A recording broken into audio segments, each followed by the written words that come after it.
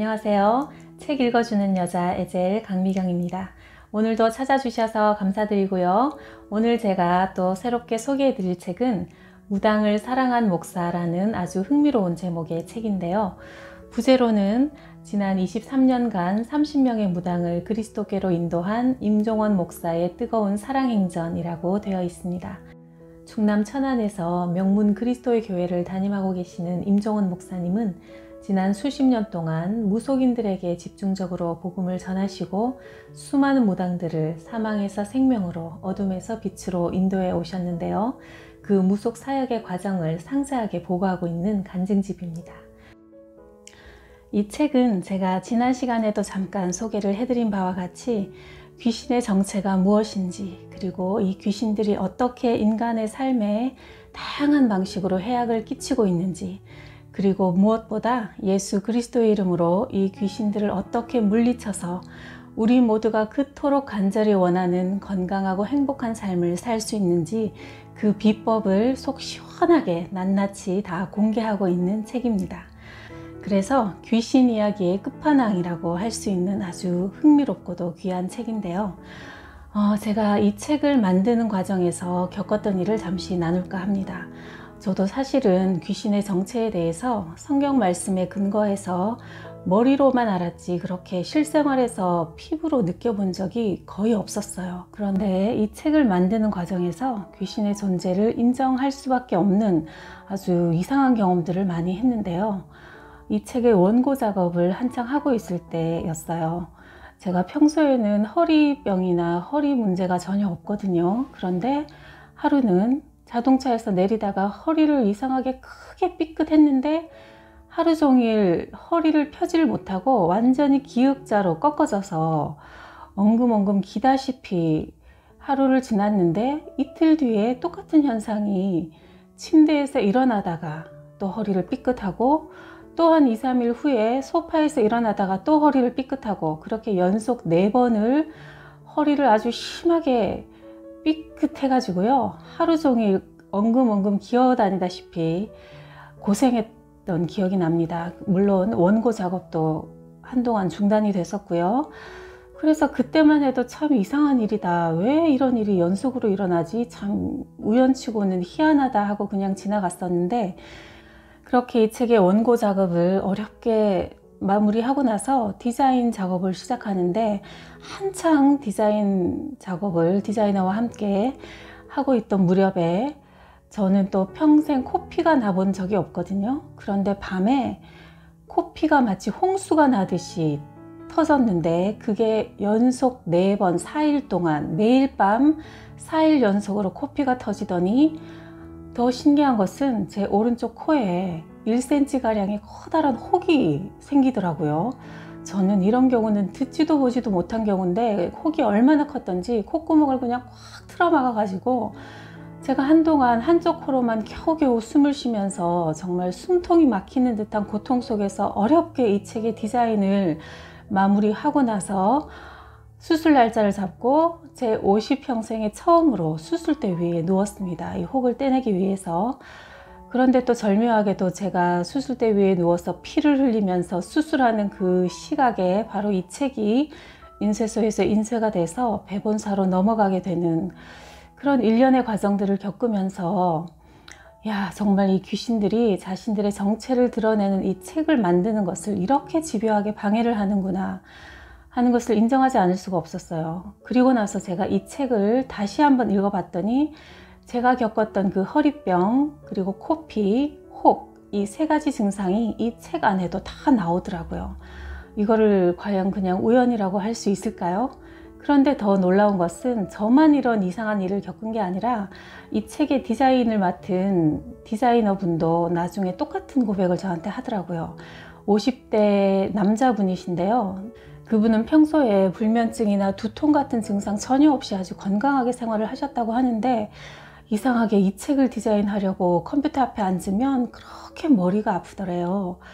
그렇게 어렵게 아이디어도 잘 떠오르질 않고, 그래서 사실 이 책 디자인하는 과정이 일반 다른 책보다 2배, 3배 더 시간도 많이 걸리고 비용도 많이 들고 정말 힘들었거든요, 사실. 그래서 그분도 이 책 디자인하려고 컴퓨터 앞에 앉으면 머리가 그렇게 아프고 디자인 그 영감이 떠오르질 않고 억지로 시안을 몇 개 만들고 자려고 자리에 누우면 도무지 잠이 오질 않아서 밤을 꼴딱 새면서 내내 불면증과 두통에 그렇게 시달렸다고 해요. 그러면서도 그분도 이상하다, 왜 이럴까, 평소에 없던 증상인데 하고 넘어갔는데, 그렇게 우여곡절 끝에 이 책을 디자인하고 나서 이제 그 시안을 저한테 메일로 보내려고 시도를 하는데, 분명히 컴퓨터는 정상적으로 작동이 된다는 걸 본인이 몇 번이나 확인을 했는데도 자판에 글자를 치면 자꾸 이상한 글자가 쳐지더래요.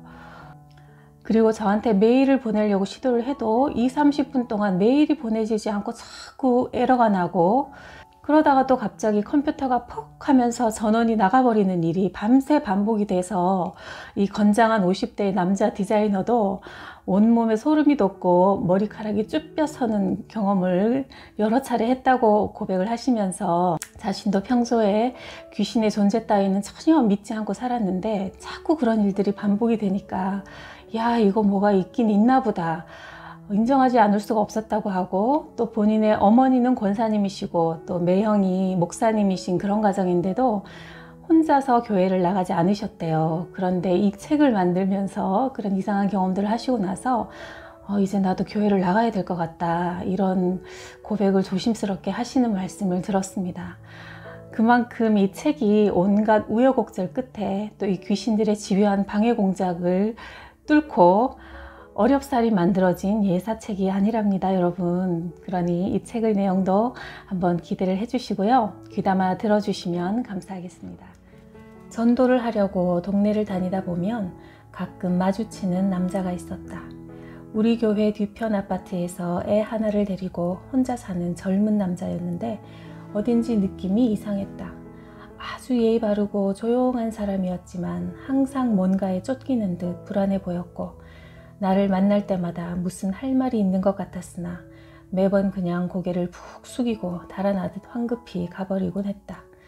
어느 날 아내와 평소처럼 전도하러 다니다가 또 우연히 그와 마주쳤는데, 그날은 그가 다급한 표정과 말투로 드디어 무거운 입을 열었다.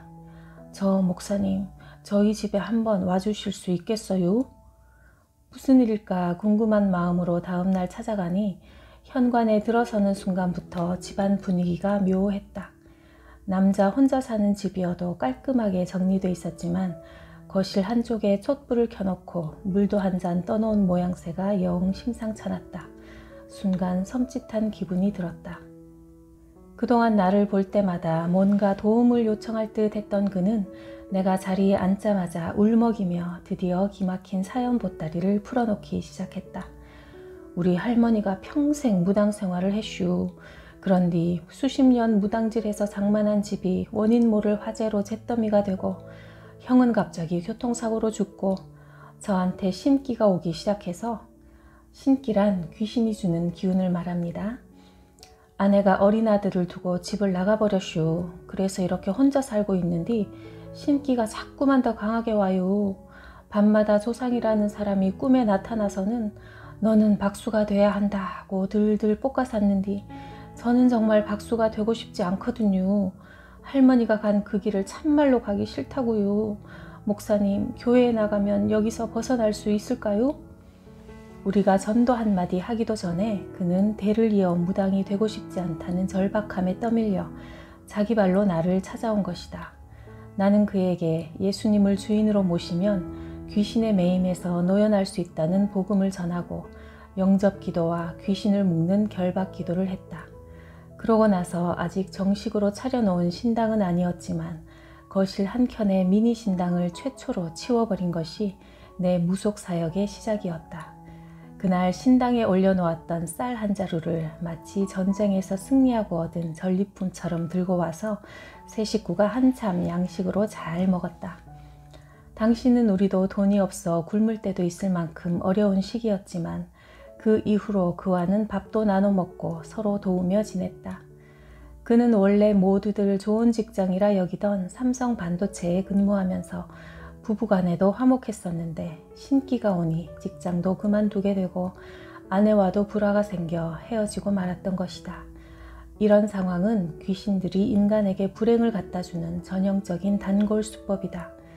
그 후 그는 하루하루 노동일을 하면서 고통스런 몸의 신기와 치열하게 싸우던 중 나를 만났고, 그리스도이신 예수님을 영접하고 나서 신기가 사라지자 이전의 직장에도 복직되었다. 그 은혜에 감사하여 누구보다 신앙생활을 열심히 하면서 주의 일에 충성하는 모범적인 성도의 삶을 살아나갔다. 다리 썩는 병으로 죽어가던 박수 보더감. 미륵사를 찾아다니던 어느 날 우리 동네인 복명동 거리를 지나다 보니 열린 문틈으로 늙은 박수가 퍼질러 앉아서 굿할 때 쓰는 신장대란 나무에 종이술을 풍성하게 달아 만든 막대기를 말합니다. 신장대로 자기 다리를 쿡쿡 찌르며 시부럴, 이거 내 하랩이 맞아? 시부럴. 욕을 짓거리는 소리가 들려왔다. 상호를 보니 보더감이었다. 끝자가 암이나 사인 이름, 경지남, 장구남, 대원사, 용왕사 등은 주로 쇠습무다. 미륵사가 아니라 그냥 지나치려고 했는데 얼핏 봐도 희한한 장면이라 들어가 봤다. 나 목사인데 좀 들어가도 되겠수? 나는 무당집에 갈 때 내 신분부터 밝힌다. 얼렁뚱땅 거짓말했다간 무당들이 벌써 알아챈다. 내가 목사가 아니라고 잡았대도 그야말로 귀신같이 알아본다. 선무당이 사람 잡는다는 말처럼 아직 덜 익은 무당은 잘 몰라봐도 진짜 무당은 내가 목사인 걸 대번에 안다. 그러니 맨 처음 만났던 미륵사도 꽤 무르익은 경지였던 것이다. 목사인 걸 알면서도 들어오라고 하는 무당은 열에 하나 있을까 말까다.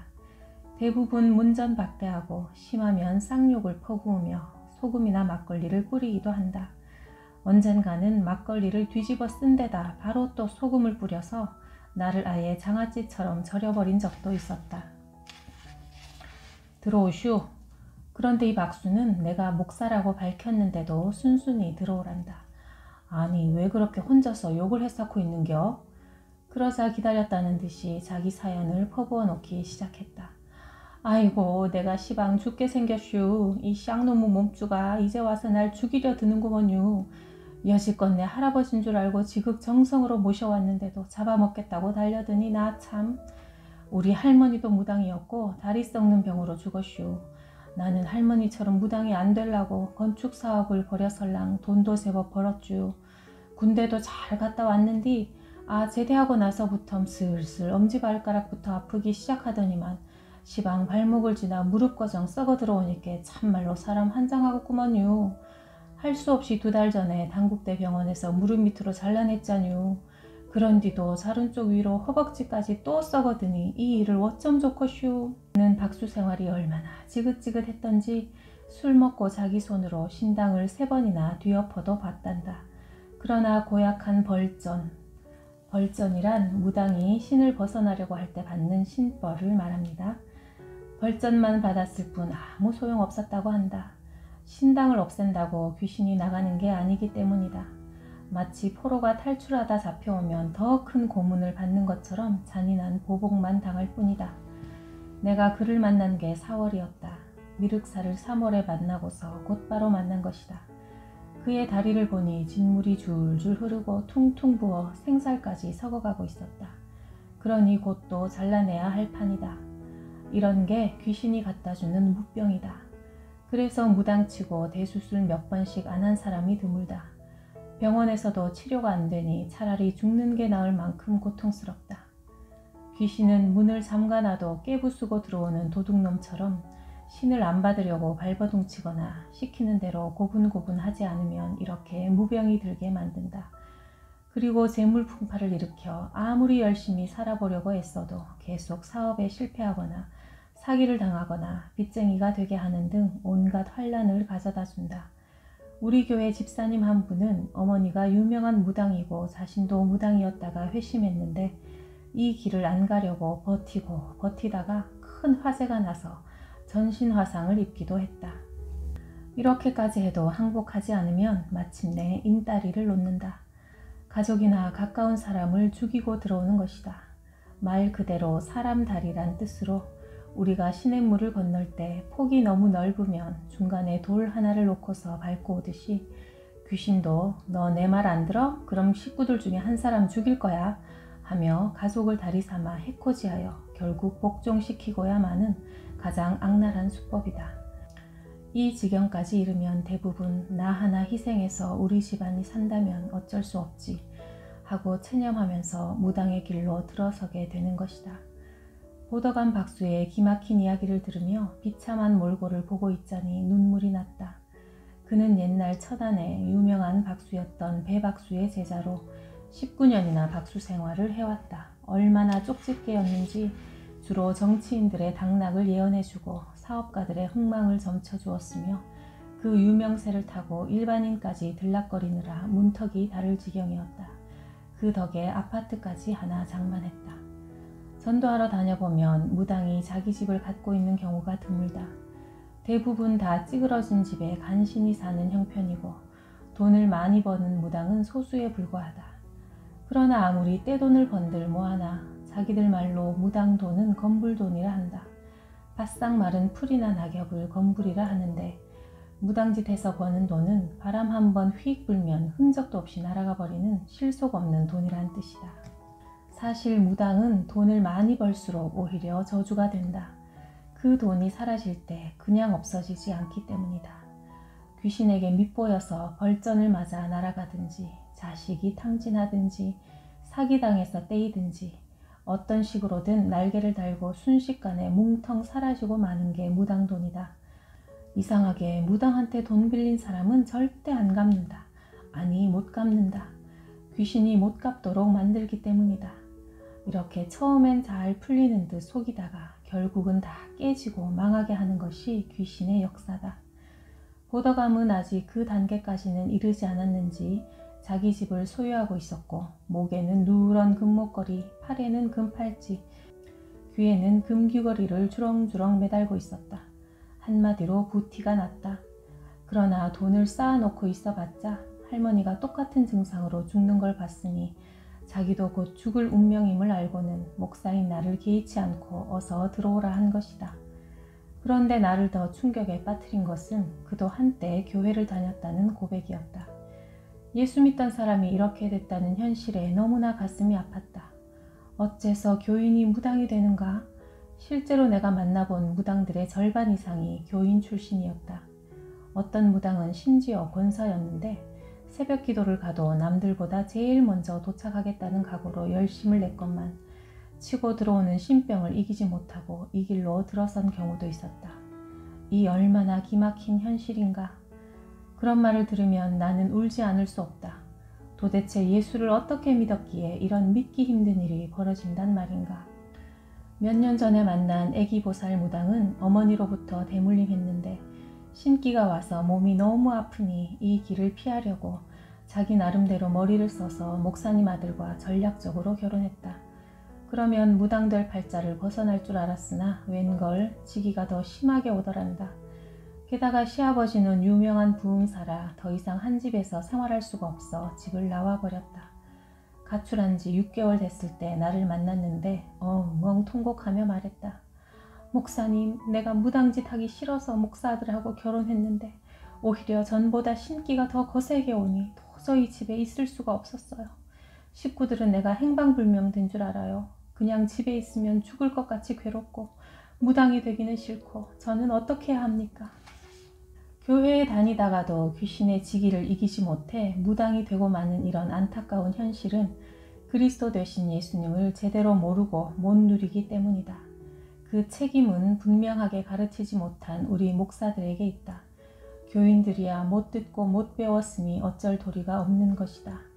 핵심은 주는 그리스도시요 살아계신 하나님의 아들이십니다 라는 신앙 고백이다. 베드로가 이 고백을 할 때 음부의 권세, 즉 지옥 권세, 마귀 권세가 이기지 못한다고 예수님께서 선포하셨다.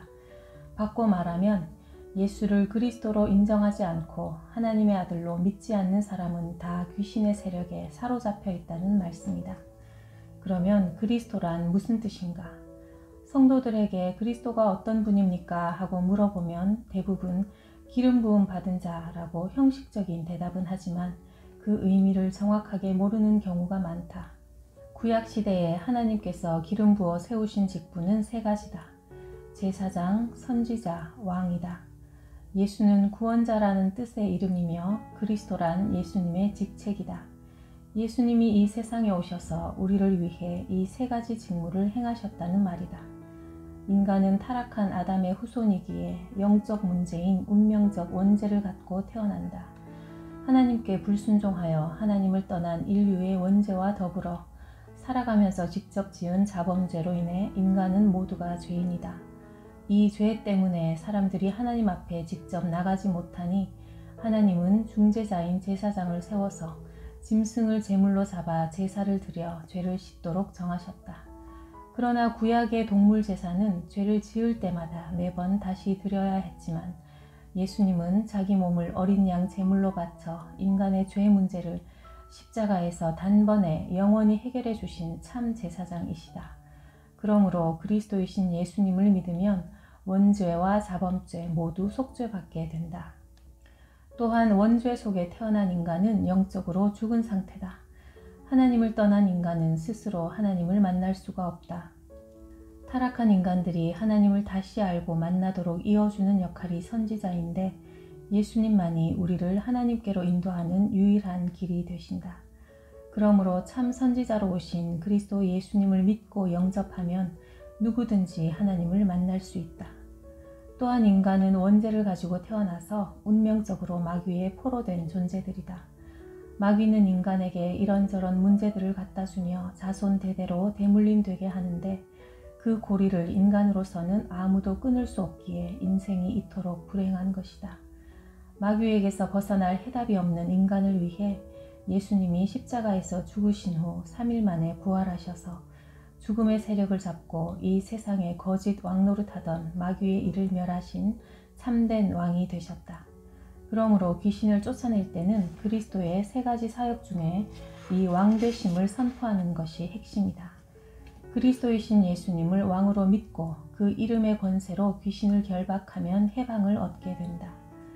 나는 무병으로 사경에 찬 보더감이 너무나 안타까워서 제안했다. 나하고 일주일에 2번씩 만납시다. 그러주. 그도 죽음을 코앞에 둔 절박한 처지라 순순히 응했다. 무속인 전도의 첫 문이 열린 것이다. 나는 보더감 박수에게도 만날 때마다 그리스도 예수의 복음을 반복해서 선포했다.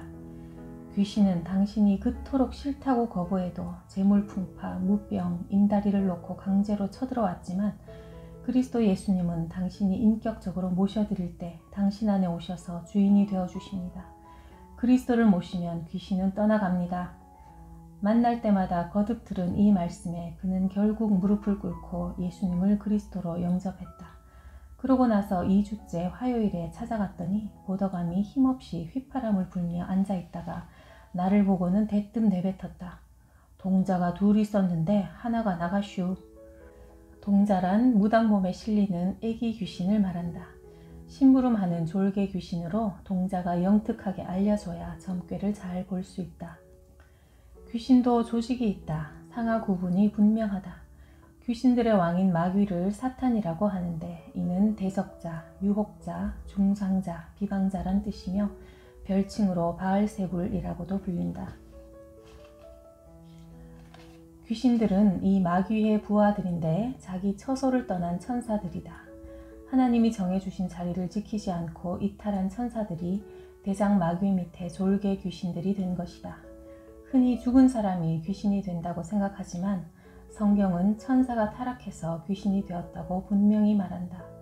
사람이 죽으면 그리스도를 영접한 자는 낙원으로, 영접하지 않은 자는 음부로 들어가서 다시 이 세상으로 나올 수 없다는 것이 성경의 가르침이다. 마귀 밑에 부하 귀신들이 단계별로 있는 것이다. 그중 말하자면 맨 쫄병 귀신에 속하는 동자가 나갔다는 보더감의 넋두리가 이어졌다. 이 기집애가 너무 힘이 딸린다고 하도 투정을 했어서 계룡산에 가서 기도까지 하고 왔는데도 결국 나가버렸슈.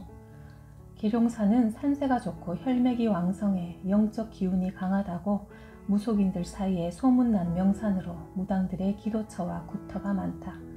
거기서 특별 산기도까지 하고 와도 무당이 예수를 영접하자 동자 귀신이 못 견디고 도망가 버린 것이다. 목요일에 다시 갔을 때 보더감이 더 축 처져 있었다. 인제 사내 동자마저 나갔구먼요. 여자 동자가 먼저 나가고 며칠 후 남자 동자까지 따라 나갔단다. 술 취한 사람이 술기운 떨어지면 힘 빠지는 것과 똑같이 무당들도 신기가 있을 땐 반말하고 명령하며 펄펄 뛰다가도 귀신이 나가버리면 푹 절인 배추마냥 풀이 죽는다. 그날도 나는 예수님을 전하고 나서 귀신을 내쫓는 결박기도를 했다. 왕 되신 그리스도 예수님의 이름으로 명령하노니 할머니도 무당하다가 다리 썩는 병으로 죽게 하고 다시 손자에게 찾아와서 19년 박수 생활을 하게 만들고 이제 똑같은 무병으로 죽이려는 이 악한 대물림 무당 귀신아, 보더감에게서 나오고 떠나가라. 그러면서도 내심 의심이 들었다. 나는 조용기 목사님 같은 분들처럼 특별한 치유 은사도 없고 권세도 시원찮은 사람인데 과연 될까? 그러나 어쨌든 이 길이 내가 가야 할 길이고 내가 불러야 할 이름은 예수 그리스도밖에 없으니 그 이름을 붙들고 기도하는 외에 다른 도리가 없었다. 그 다음 주에 갔더니 보더감이 딱 한마디를 날렸다. 나 먹통 되슈. 이제 몸주가 몽땅 나가버리고 하나도 없으니 점괘가 아예 안 나온다는 소리였다. 그는 두 가지 방법으로 점을 쳤는데 하나는 엽전을 던지는 거다. 엽전들이 흩어져 나타나는 모양을 해석하면 딱딱 맞아 떨어졌다. 그런데 이젠 아무리 던져도 알 수가 없단다. 또 다른 방법은 환상을 보는 것으로 눈앞에 그림이 TV 화면처럼 지나간단다. 사람을 보면 그의 현재 상태, 아픈 곳, 닥칠 일 등이 필름 돌아가듯 보이고 그대로 말만 하면 백발백중이었다. 그런데 이젠 그렇게 보이는 환상이 없어졌고 그냥 보통 사람들처럼 일반 사물만 보인다는 거다. 사람은 남의 속사정을 모르는 게 행복이다. 굳이 몰라도 될 남의 형편까지 속속들이 들여다보인다는 건 괴로운 일이다. 영적으로 문제가 있다는 소리다. 3주째에 가니 보더감이 다급하게 말했다. 목사님, 내 다리가 이상해요. 진물 나던 게 마르네요. 내가 늘 봐와서 잘 아는데 정말로 그날 보니 진물이 훨씬 줄어 있었다. 하루가 다르게 점점 마르는가 싶더니 며칠 새 딱지가 앉으면서 낫기 시작해 2주 후엔 의족을 했다. 죽을 병이 기적적으로 낫는 체험을 하고 나자 그는 미련 없이 신당을 철거하기로 했다. 드디어 만난 지 4개월 만에 신당을 치우는데 얼마나 신이 나던지 7월 무더위도 더운 줄 모르고 2트럭 한가득 실어냈다.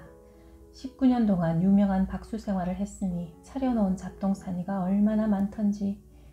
그 후 그는 의족을 하고 아파트 경비 생활을 하면서 남은 세월을 하나님의 은혜 가운데 잘 살아나갔다. 이것이 내 무속 사역에서 처음으로 신당을 철거한 잊지 못할 사건이었다.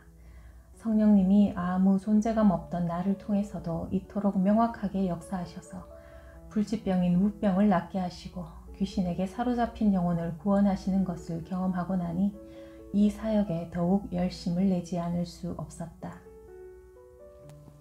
정말 통쾌한 이야기죠? 이제 그보다 더 통쾌한 네 번째 이야기, 영적 맞짱 뜬 부부무당 도선사. 보더감을 통해 신당을 철거하는 큰 기쁨을 맛보았지만 동시에 내 가슴을 미어지게 한 만남도 있었다. 다니다 보니 번듯한 양옥 건물 2층에 도선사라는 상호가 눈에 띄었다.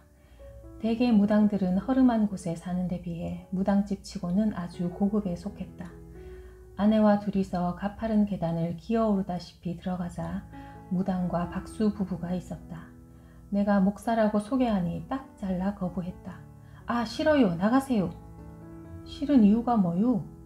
천생 여자로 아주 곱게 생긴 무당이 선뜻 믿기 힘든 이야기를 들려주었다. 나는 원래 모태신앙이었슈. 엄마도 권사고 교회에서 나는 주일학교 교사, 남편은 중고등부 교사로 만나 결혼했슈. 같은 교회 안에 조건이 더 좋은 다른 혼처도 있었지만 이 사람 믿음이 더 좋아 보여서 선택한 거요. 아, 근데 나중에 보니까 믿음이 모자라 보여서 내가 차버린 그 남자는 나중에 신학을 해 지금 미국에서 목회하고 있고 믿음 좋다고 선택한 이 남자하고는 결혼해서 불고기 식당을 차렸는데 어느 날 갑자기 둘이 똑같이 무불통신하게 됐으니 참 우리가 신을 받고 싶은 것도 아닌데 막 치고 들어오니까 어쩔 도리가 없더라고요. 강신무는 주로 이렇게 대를 걸러서 온다. 신기가 오르면 몸주에 공수가 쏟아지고 그걸 억제하려고 아무리 애를 써도 안 되니 결국 내림굿을 할 수밖에 없었지요. 식당도 다 날려먹었고 그렇게 예수 열심히 믿던 우리도 별 수 없이 박수와 무당이 되고 말았는디 뭘 우리를 전도하겠다는 거예요? 나가세요. 내가 그 사연을 듣고는 하도 어이가 없어 말을 못하고 있으니 옆에 있던 남편 박수가 한술 더 떴다. 목사님, 이왕 여기까지 오셨은께 그럼 한 가지 조건이 있수다. 그러더니 수맥 탐지기 엘로드를 가져와서 두 손으로 붙잡고는 나지막 하나 비수를 꽂는 듯한 예리한 음성으로 중얼중얼 주문을 외웠다. 그러자 갑자기 수맥봉이 좌우 사방으로 팽팽 돌아가는 게 아닌가. 그는 분명히 가만 붙들고만 있는데도 막대기가 살아있는 듯 춤을 춰대니 눈앞에서 직접 보면서도 믿기 힘든 상황이었다. 영적인 세계를 모르는 사람이라면 미쳤냐? 그걸 어떻게 믿냐? 할 판이다. 나도 예수 믿기 전에는 보이는 것도 못 믿는 세상에 무슨 귀신이야? 라며 비웃었던 사람이니 그때 옆에 있던 아내 무당이 목사님, 내 손 좀 봐요 했다. 양손바닥을 내보이는데 새빨겠다. 우리가 비벼서 벌게지는 정도가 아니라 시뻘건 물감을 들인 듯이 손 전체가 빨겠다. 신기가 오를 때 그렇단다. 지금 이 부부가 둘 다 귀신으로 충만한 것이다. 그들은 이 수맥 탐지기를 돌리면서 점도 치고 병도 고친다고 했다. 박수가 한창 돌아가던 막대기를 내게 내밀며 싸늘하게 말했다. 자, 이제 목사님이 이걸 붙잡고 있어 봐요. 내가 주문을 외워서 돌려볼 텐께. 만약 이게 안 돌아가면 내게 전도하시고 돌아가거든 그냥 나가시오. 졸지의 신대결이 벌어진 것이다. 엘리야의 갈멜산 대결이 떠올랐다. 850명의 바알과 아세라 선지자들과 아합 왕이 기세등등하게 버티고 서 있는데 하나님의 백성들은 저만치 떨어져 머뭇대고 있는 대치 상황에서 만약 하늘에서 불이 안 내려온다면 엘리야는 죽임당하고 마는 거다. 사실 자신이 죽는 것보다 더 큰 문제는 그리 되면 엘리야의 하나님은 진짜 신이 아니라고 증명되는 셈이니 이 대결은 엘리야와 바알 선지자들 간의 싸움이 아니라 하나님과 마귀의 한판 맞짱이었던 것이다. 내가 딱 그때 엘리야의 심정이었다. 야, 이걸 해야 하나 말아야 하나 속이 바짝바짝 타들어갔다. 아직 무속사역 초기라 비슷한 경험이나 아는 바도 전혀 없어 당황스럽기 짝이 없었다. 그러나 아무리 막막해도 한번 붙어보지도 않고 도망간다면 그야말로 완패 아닌가. 확률은 50대 50이니 결심이 섰다. 그래, 내가 명색이 목사인데 여기서 물러설 순 없지. 무당을 전도하려고 왔으니까 하나님이 도와주실 거야. 굳게 마음을 먹고 수맥봉을 으스러져라 꽉 움켜잡았다. 그러나 여전히 조마조마하고 1분이 1시간 갔고 숨소리조차 낼 수 없었다. 아니 솔직히 숨도 제대로 쉬어지지 않았다. 저것들은 기세등등하게 주문을 외우고 있었다. 내 귀엔 마치 갈멜산의 바알 제사장들이 바알 바알 하는 소리처럼 들렸다. 나는 오로지 속으로 주여 주여만 외쳤다. 그때만큼 간절히 기도해 본 적이 없을 정도로 온 힘을 모아 간구하면서 막대기를 붙들고 있었다. 그런데 점점 마음의 확신이 50대 50에서 70대 30으로 90대 10으로 차오르기 시작했다. 4, 5분쯤 지났을까 눈을 떠보니 수맥 탐지기는 꼼짝도 하지 않고 있었다. 약이 오른 박수가 벌떡 일어서더니 내 주변을 빙글빙글 돌면서 주문을 더 요란하게 외워댔다. 그런데 벼랑간 무당옷을 차려입은 그의 몸뚱이가 벽 쪽으로 휙 날아가서는 쿵 처박혀 떨어지는 게 아닌가. 벽에 부딪혀 안 죽은 게 다행이다 싶을 만큼 거센 위력이었다. 그가 간신히 비틀비틀 일어나면서 한마디를 던졌다. 목사님, 기가 세구만요. 그 순간 내가 와락 그를 껴안고 통곡했다. 형제여, 도대체 어떤 예수를 믿었기에 믿음으로 결혼했다는 부부가 이런 삶을 산단 말이오. 돈 없고 아무것도 가진 것 없어도 진짜 예수 믿는 사람은 믿음을 선택하지 않는가. 그렇게까지 한 사람들이 대체 예수를 어떻게 믿어서 이렇게 비참하게 살고 있는겨. 저들도 할 말이 없으니 같이 울었다. 그동안 어떤 네로라 하는 사람이 와도 수맥봉 한 번만 돌리면 점괘가 척척 나왔는데 나는 그 막대기가 돌아가기는커녕 되려 자기 몸이 허수아비처럼 나가 떨어지니 박수가 고개를 떨구고는 말했다. 그러나 목사님, 우리가 지금은 갈 수 없어요. 여기까지 와버렸음께 이제 와서 우리 마음대로 할 수가 없다고요. 그날 그 무당집의 좁은 계단을 내려오면서 그제야 내게 어떤 권세가 있는지 뼛속까지 와닿았다. 내가 너희에게 뱀과 전갈을 밟으며 원수의 모든 능력을 제어할 권능을 주었으니 너희를 해칠 자가 결코 없으리라. 믿는 자에게는 표적이 따르리니 내 이름으로 귀신을 쫓아내며 하신 말씀이 특별한 사람들에게만 해당되는 줄 알았더니 내게도 주님 주신 그 권능이 있었다. 도선사 박수와의 영적 싸움에서 그토록 감격스런 승리를 맛보고 나니 이제 진짜 겁날 게 없어졌다. 아, 성령님이 정말 나와 함께 하시는구나. 내게도 주님의 이름으로 귀신을 쫓아내는 권세가 있구나. 확신이 들고 자존감이 충만하여 그 좁은 계단을 마치 구름을 타고 내려오는 듯했다. 그 후에도 종종 찾아갔지만 그들은 나를 거부했다. 자기들의 길이 옳지 않다는 건 알지만 어쩔 수 없다며 외면하더니 결국 이사를 가버렸다. 물어물어 들리는 소식으로 태조산 중턱에 도선사 간판이 있다 하여 2년쯤 지난 어느 날 아내와 가보았다. 고려를 창건한 태조 왕건이 전쟁 중에 마셨다는 샘물터 바로 아래 경치 좋은 곳에다 절을 잘 지어서 차려놓았다. 이처럼 무속과 불교는 영적으로 한통속이다. 그들은 달려나오면서 우리 부부를 반갑게 맞아주었다. 수맥봉 사건 이후로 꼭 목사님, 사모님이라고 깍듯이 부른다. 단골 고객이 1000만원짜리 불상까지 헌물했다며 자랑하는 소리를 들으면서 둘러보니 여느 절간 못지않게 없는 것 없이 번듯했다. 최상급 과일까지 내와서 대접도 극진하게 했다. 세상에서 제일 좋은 과일은 다 무당집에 법당에 올려져 있다고 보면 된다. 2등품은 취급도 하지 않는다. 나오면서 다시 둘러봐도 산세 좋고 물 좋은 곳에 건물마저 너무나 멋지기에 내가 말했다. 여기다 기도원 합시다. 목사님, 지은 지 아직 얼마 안 됐으니까 지금은 아니여. 원래 성품들은 좋았던지라 박수가 웃으며 넉살 좋게 대꾸했다. 아니긴 뭐가 아니여. 이제 그만 돌아와야지. 중고등부 교사, 아동부 교사 하던 그 시절이 그립지 않은가?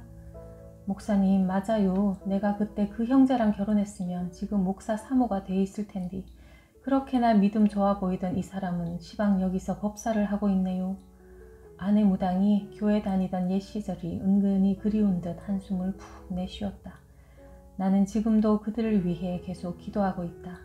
조만간 또 한 번 가보려고 하지만 성령님께서 감동을 주실 때 가야지 불쑥 내 기분으로 찾아가선 안 되므로 때를 기다리고 있다. 최근에 들리는 소식으론 절은 그토록 호화롭게 잘 지어놨지만 땅 주인과 시비가 붙어서 수년 동안 골치 아픈 싸움에 휘말려 애를 먹는 중이라 한다. 이처럼 무속인의 삶은 처음에 잠시 번창하는 것 같아도 결국 가다 보면 꼬이고 망하는 것이 정해진 결말이다. 다음 시간에는 2장 신바람 나는 신당 철거의 현장들 속으로 들어가 보겠습니다. 수많은 무당들이 예수 그리스도를 영접하고 평생 두려움 때문에 하는 수 없이 매어서 살던 귀신에게서 노임을 받고 이제 과감히 신당을 철거해버리고 하나님의 자녀로 거듭나서 자유로운 새 삶을 사는 아주 통쾌한 이야기가 계속 이어집니다. 그 중에서 첫 번째 이야기 40년 불린 평택 할매무당의 이야기부터 읽어드리겠습니다. 이 책은 아래 링크를 통해서 쉽게 구입해서 읽어보실 수가 있고요. 좋아요와 구독도 사랑의 마음으로 눌러주세요. 그럼 오늘도 함께 해주셔서 감사드리고 다음 시간에 또 만나요.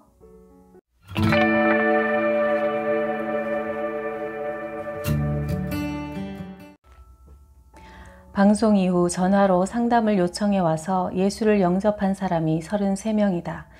교회를 안 다니는 사람이나 심지어 무당들도 기독교 방송을 즐겨보는 모양이었다. 뉴욕, 시드니 등 세계 곳곳에서 전화가 폭주하여 신기했다. 기가 막히고 화가 나는 것은 귀신에게 시달리는 문제로 전화한 사람들 중에 교인이 너무 많다는 사실이다. 성도는 물론 사역자들의 상담도 빗발쳤다. 명색이 전도사, 목사, 사모라서 남들한테는 차마 말 못하는 사정을 털어놓는다는 이야기를 들으며 참 가슴 아팠다. 대부분 나를 찾아오려고 하지만 나는 못 오게 한다. 그들은 문제가 일어난 배경은 생각지도 않고 그저 나를 신통한 사람이라 여겨서 안수기도 한 번 받으면 해결될 줄 기대하지만 나는 딱 부러지게 말한다. 여기 온다고 해결되는 게 아닙니다. 믿음의 대상이신 예수 그리스도가 어떤 분인지 분명하게 알고 그분을 나의 주인으로 영접하며 그리스도의 이름으로 귀신을 대적하면 됩니다. 그런 수십 통의 상담 전화 중에서 몇 가지를 소개한다. 방송 직후인 3월 22일 주일에 용인에 사는 교인이 전화해서는 다짜고짜 목사님 저 좀 살려주세요 하며 울먹였다. 딸이 귀신 들려 저를 죽이려고 달려듭니다. 발길로 차고 머리채를 휘어잡은 게 한두 번이 아니에요. 제가 딸 때문에 심각한 우울증이 생긴 데다 저한테도 자꾸 지기가 와서 자살 시도까지 했어요. 저는 어떻게 하면 되나요? 희한한 것은 나와 통화하는 그 짧은 몇 분 동안 두 마디만 하면 전화가 뚝뚝 끊어지기를 14번이나 반복했다. 귀신이 회방을 놓은 것이다. 전화만 방해하는 게 아니라 내비게이션 안내도 바꿔놓는다. 며칠 후 그가 나를 찾아올 때 1시간이면 오는 거리를 내비 방향이 자꾸 엉뚱한 곳으로 바뀌어 2시간을 헤매다 겨우 찾아왔다. 이런 현상들이 과학적으로는 설명이 안 된다. 통화가 제대로 이어지지 않으니 아예 전화를 안 받으려고 했는데 절박한 사람이니 받아라 하는 감동을 주셔서 또 끊어지기 전에 얼른 비상 처방을 전했다. 정신 바짝 차리시고 오늘 밤 기도하세요. 먼저 주는 그리스도시요 살아계신 하나님의 아들이십니다 라는 신앙 고백부터 하시고 믿는 자들에겐 이런 표적이 따르리니 그들이 내 이름으로 귀신을 쫓아내며 라는 말씀을 믿고 결박 기도를 하세요. 왕 대신 예수 그리스도의 이름으로 명하노니 폭력을 행하고 나를 죽이려고 하는 더러운 귀신은 내 딸에게서 떠나갈지어다. 내게 지기를 주는 악한 귀신은 내게서 떠날지어다. 결박당할지어다. 그리고 한 가지 덧붙이자면 근신하라 깨어라 너희 대적 마귀가 우는 사자같이 두루 다니며 삼킬 자를 찾나니 너희는 믿음을 굳건하게 하여 그를 대적하라 하신 말씀을 붙잡고 그리스도를 믿는 믿음으로 늘 마귀를 대적하시면 됩니다. 그러면 반드시 됩니다.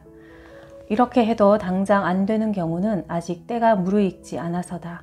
사람마다 고유한 응답과 구원의 시간표가 있다.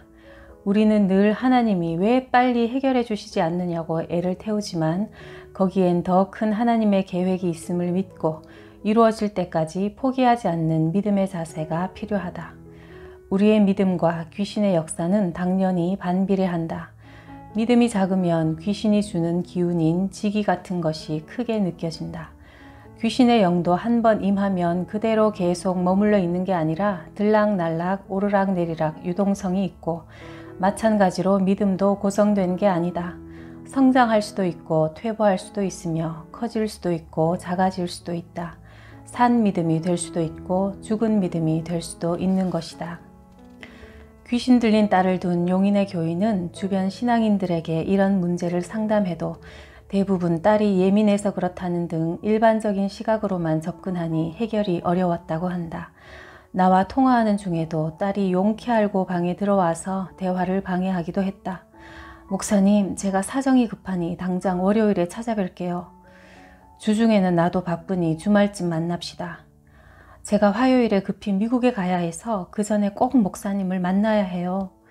아니, 요즘 코로나 때문에 미국 갈 수 있습니까? 딸 장례식 하러 갑니다. 큰딸이 미국에서 유학하다가 1년 전에 한인교회 목사님 아들과 결혼했는데 며칠 전에 자살했다는 통보가 왔어요.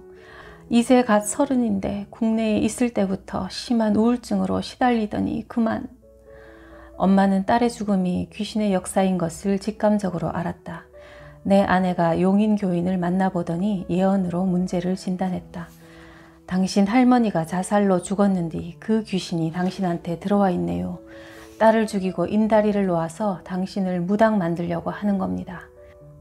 귀신이 벌써부터 그런 작정을 했는데 그가 무당이 안 되려고 교회를 다녔고 딸도 목사 아들과 결혼했다고 안심했다가 변을 당한 것이다. 그가 내게 오기 전날 귀신이 그러더란다. 나는 너를 떠나면 갈 데가 없으니 천도제 해줘. 천도제는 죽은 영혼이 좋은 데로 가라고 치르는 불교 의식이다. 그래서 미국 갔다 오면 천도제를 지내주기로 했다기에 내가 단호히 말했다. 천도제 지내서 귀신이 떠나간다면 왜 무당이 생기겠어요? 굿하는 순간 다 해방되고 말지. 안 그래요? 나가는 척 할 뿐이고 오히려 더 큰 귀신을 불러들이는 위험천만한 행위인 걸 알아야 합니다. 천도제 지내자마자 당신 딸을 죽인 귀신이 당신에게 들어올 테니 절대로 하면 안 돼요. 그는 곧 알아듣고 천도제를 안 하기로 했다. 그 이후로는 연락이 없는데 이런 다급한 영적 문제에 시달리는 성도들이 너무 많은 현실이 안타깝다. 자, 그러면 이런 영적인 문제들을 어떻게 하면 해결할 수 있는지 4장으로 넘어가서 귀신을 불러들이는 제사, 굿, 점, 부적에 관해서 한번 알아보겠습니다. 제사는 귀신에게 하는 것이요. 우리나라는 예부터 제사를 통해 조상 섬기는 일을 어느 민족보다 중시해 왔다. 내가 교회를 개척하고 보니 성도들 가정에도 제사가 많았다. 사람들은 제사를 조상에게 드리는 줄 알고 지극정성으로 모시지만 성경은 그 제사를 받는 것이 조상이 아니라 귀신이라고 분명히 말씀한다. 그러니 제사를 지내면 귀신을 불러들이게 되는 것이다. 제사는 조상을 가장해서 찾아오는 귀신들의 노름판이다. 제사를 지내다가 한 번이라도 소홀히 하면 꿈에도 나타나서 배고프다 너희만 먹냐 하는 식으로 위협하니 자손들이 꼼짝 못하고 울며 겨자 먹기로 드릴 수밖에 없다. 조상을 잘못 섬기면 불효요 후손에게 화가 미친다고 믿기 때문에 시골에서 못 먹고 살 때도 제삿날만큼은 빚을 내어 쌀밥을 하고 고깃국을 끓여 푸짐히 상을 차렸다. 그 근원에는 두려움이 있다. 다른 교회에 다니시는 어느 권사님의 사연이다. 교회에 왔다가 집에 가면 베란다에 얼굴은 안 보이고 뒷머리만 보이는 형체가 있다가 사라져 버리곤 했다.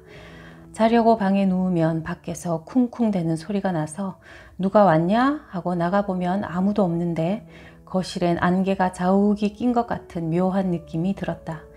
초등학생 딸에게도 귀신이 보여서 화장실을 못 가고 함께 사는 시동생은 자살을 수십 번이나 시도했지만 번번이 실패했다.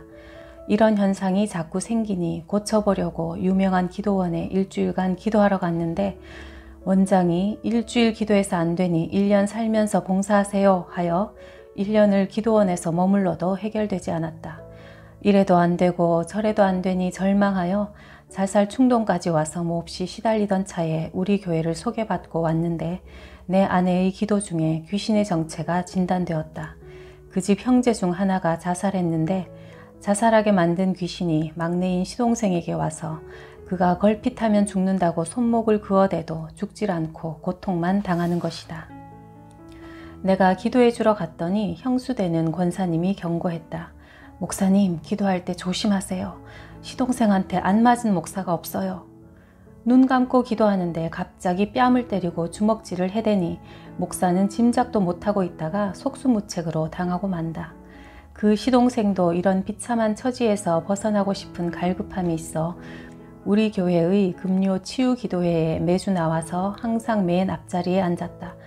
그러던 언젠가 기도회 도중에 갑자기 쏜살같이 뒤로 뛰쳐나가는데 그 속도가 어찌나 빠른지 사람이 아니라 마치 회오리 바람이 지나가는 듯해 모두가 깜짝 놀랐다. 그가 밖으로 나간 문 옆에 창문이 충격을 받아서 와장창 깨질 정도였다. 귀신이 그를 내던진 것이다. 나는 이미 성불사 무당을 통해 비슷한 경험을 한 적이 있기에 놀라지 마세요. 나쁜 일이 아니라 귀신이 빠져나가는 겁니다. 하고 성도들을 안심시켰다. 그 뒤로 그가 정상으로 돌아와 얼마나 차분하고 얌전해졌는지 예배 때마다 아멘 소리도 제일 잘하자 형수가 놀랐다. 얼마 후 권사님이 와서 말했다. 목사님, 이제 베란다에 늘 있던 귀신이 안 보이네요. 딸도 화장실을 마음 놓고 가요. 그 집이 제사를 오랫동안 지내왔다. 그래서 주로 종갓집에 이런 영적인 문제가 많이 생긴다. 제사를 열심히 지내는 집일수록 귀신이 마음대로 들락거리며 온갖 풍파를 일으키는 것이다.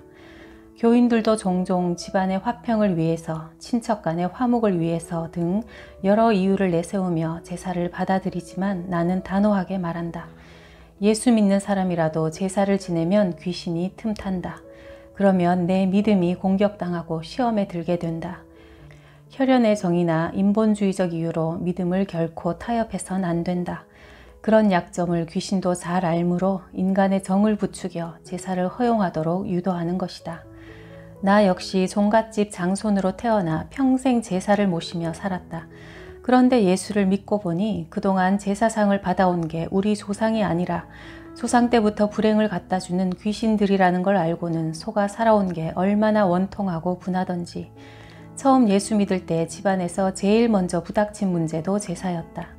우리 집안은 원래 고조까지 제사를 지냈고 그 윗대는 산소에 가서 시제를 지낼 정도로 제사를 중시해왔다. 그러나 내가 이제부터 제사를 다 폐지하고 예배로 대체하겠다고 단호하게 결단하여 대대로 내려오던 종갓집의 제사 문화에 종지부를 찍었다. 그러자 여자들이 제일 좋아한다. 제사 준비가 얼마나 손이 많이 가고 힘든가. 나 하나가 맨 먼저 예수를 믿은 후 6남매 중 여동생 하나 말고는 모두 신앙생활을 하게 되었다. 제사 문제는 믿음으로 단번에 결단하는 것이 중요하다. 믿는다고 하면서 이래도 좋고 저래도 그만이라는 식으로 양다리 걸치는 것은 믿음의 자세가 아니다. 예수 믿는 성도들은 오직 하나님께만 제사 지내야, 즉 예배드려야 한다는 것을 명심하고 제사가 귀신을 불러들이는 행위임을 바로 알아서 악한 귀신과 벗하는 일이 없기를 바란다. 두 번째 이야기는 굿은 제사보다 더 강력한 귀신의 통로다. 굿도 제사와 비슷하지만 귀신을 의도적으로 더 강하게 불러들이는 행위다.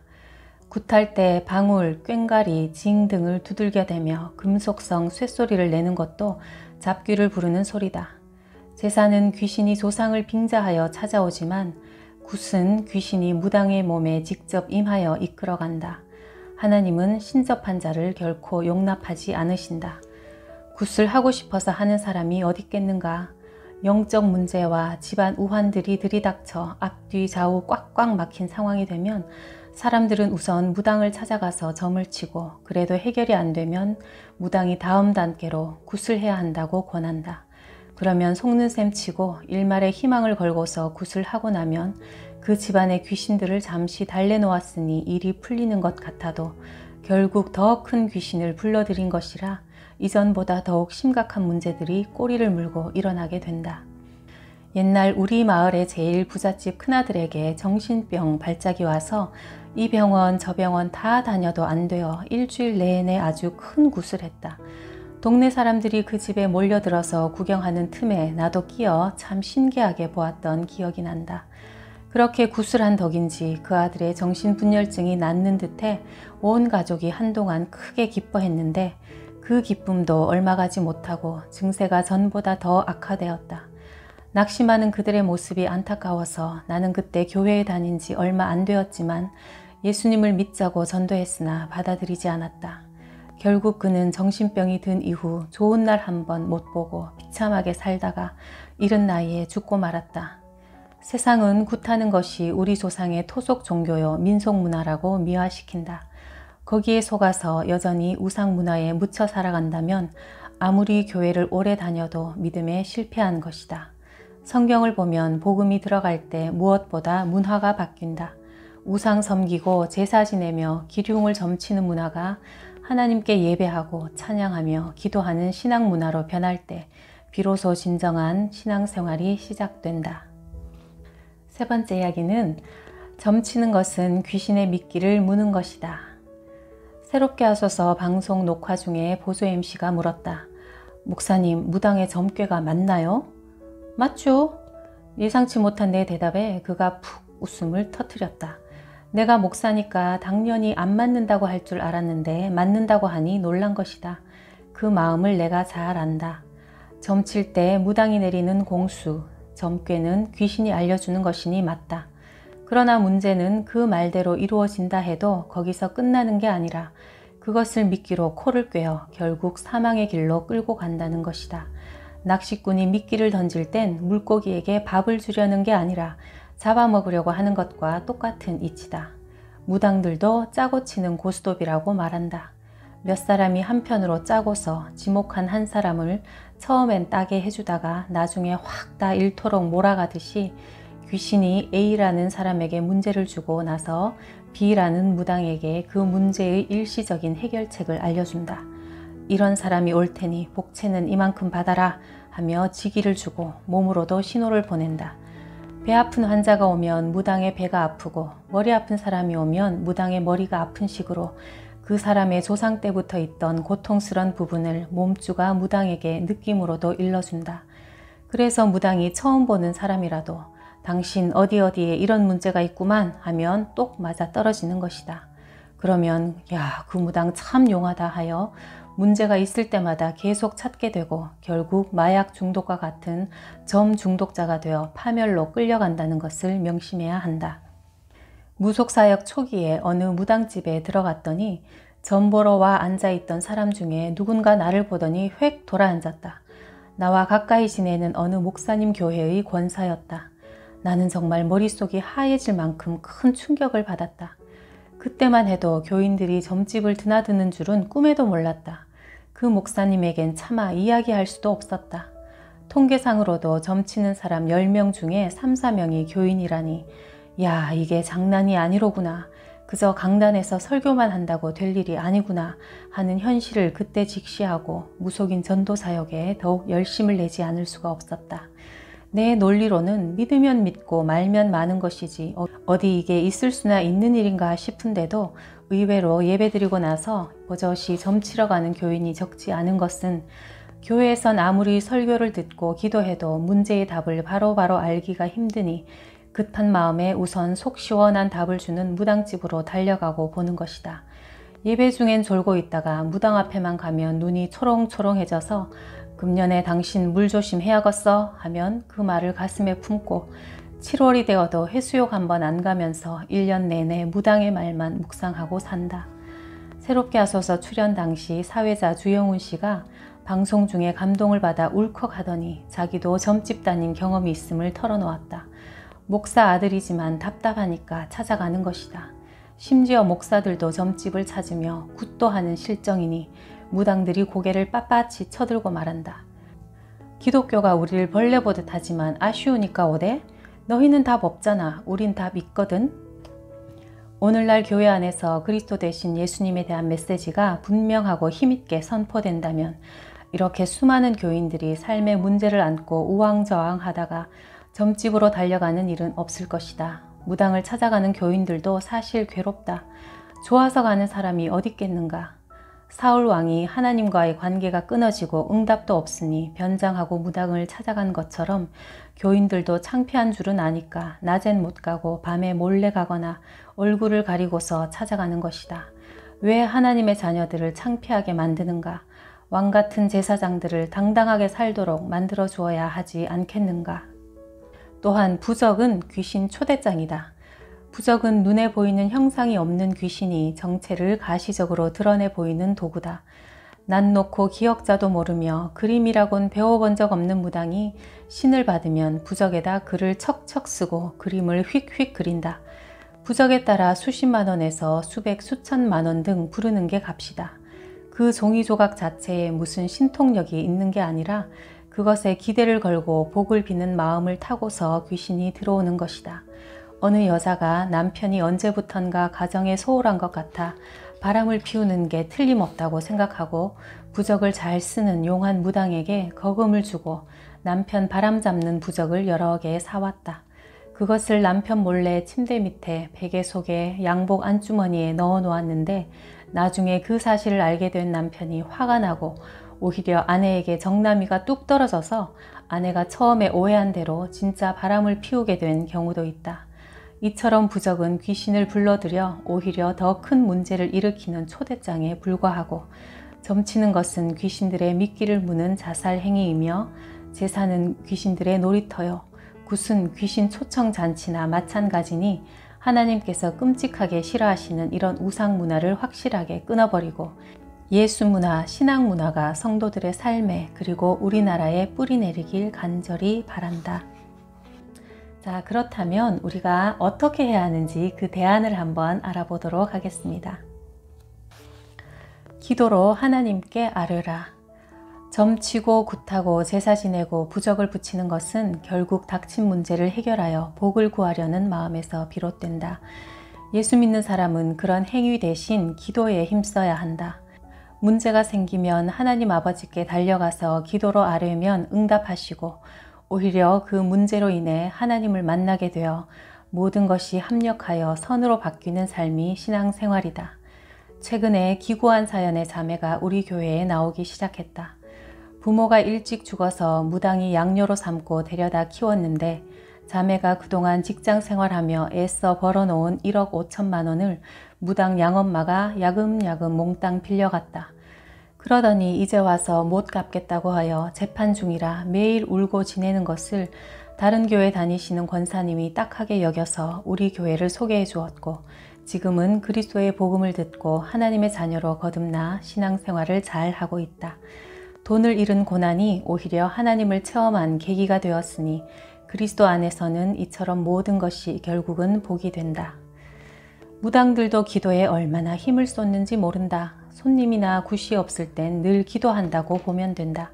새벽 너댓이면 일어나 겨울에도 어김없이 찬물로 몸을 씻고 드리는 새벽기도, 밤 12시부터 새벽까지 잠도 안 자면서 몇 시간씩 드리는 철야기도, 전국 각지 명산대천을 멀다 않고 찾아다니며 몇 날 며칠 드리는 원정기도, 100일 작정기도, 수시로 하는 금식기도 등에 열심 내는 무당일수록 귀신의 기운을 세게 받아 점도 척척 맞고 작두도 펄펄 잘 탄다.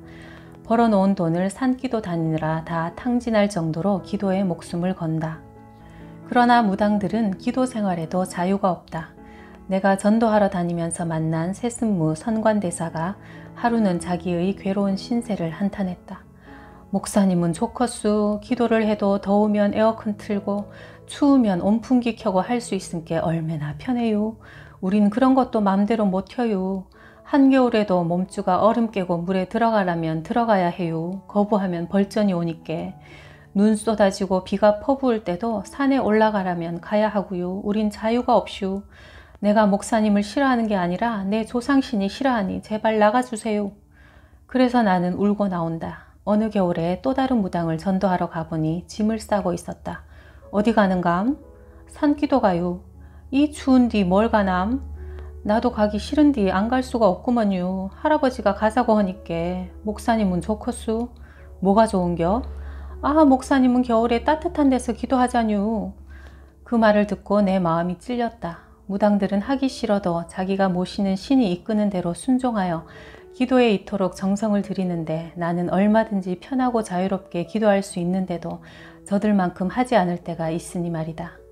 이 무당도 교회에 다녔던 사람이라 한마디를 덧붙였다. 교인들의 기도는 참 편한 겁니다요. 우리네 기도는 마음대로 쉴 수도 없고 끊을 수도 없고 조금이라도 게으름을 피우면 공수가 안 와요.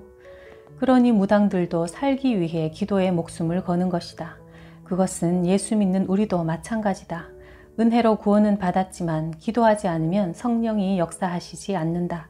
기도해야 귀신들이 결박당한다.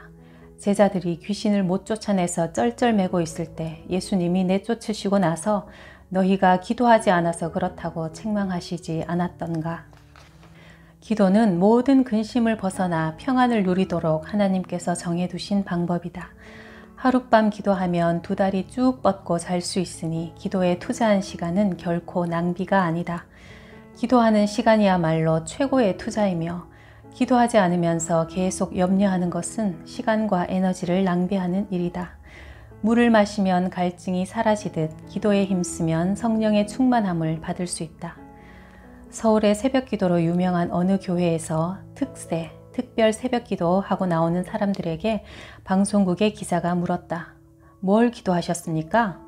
우리 식구들 건강하고 우리 아들 좋은 대학 들어가고 우리 남편 사업 잘 되게 해달라고 기도했죠. 천안에 각원사라는 절이 있다. 동양 최대의 좌불상이 있어 유명하다. 절 입구에 시주받은 기와장을 쌓아 놓았는데 한 장 한 장에 시주한 사람의 소원이 적혀 있다. 그런데 거기 적힌 사연과 특세에 와서 교인들이 기도하는 내용이 별 차이가 없다. 지금 우리가 얼마나 위험한 신앙을 갖고 있는지 돌아봐야 한다. 성도들이 가장 먼저 구해야 할 것은 성령 충만이다. 성령으로 충만할 때 먼저 하나님의 나라와 의를 구하며 살 수 있고 마귀와 귀신들을 대적하여 영적 전쟁에서 승리할 수 있기 때문이다. 자, 이렇게 임종원 목사님의 무당을 사랑한 목사에 대한 낭독은 여기서 마치는데요. 제가 다 읽어드리지 못한 6장과 7장, 8장에도 영적 전쟁의 이야기들과 더불어서 그 해답이 아주 낱낱이 속 시원하게 구체적으로 잘 나와 있습니다. 이 책은 정말 첫 장부터 끝장까지 손에서 놓지 못하고 단숨에 읽어치우게 되는 그런 아주 흥미진진하고도 귀한 책인데요. 이 책은 제가 아래에 링크를 달아 놓았으니까요. 직접 구입해서 보실 수가 있고 정말 여러분들의 삶의 건강과 행복을 위해서 또 영적인 싸움의 승리를 위해서 한자 한자 정독해 보실 것을 제가 강력하게 권해드립니다. 다음 시간도 함께 해주세요. 감사합니다.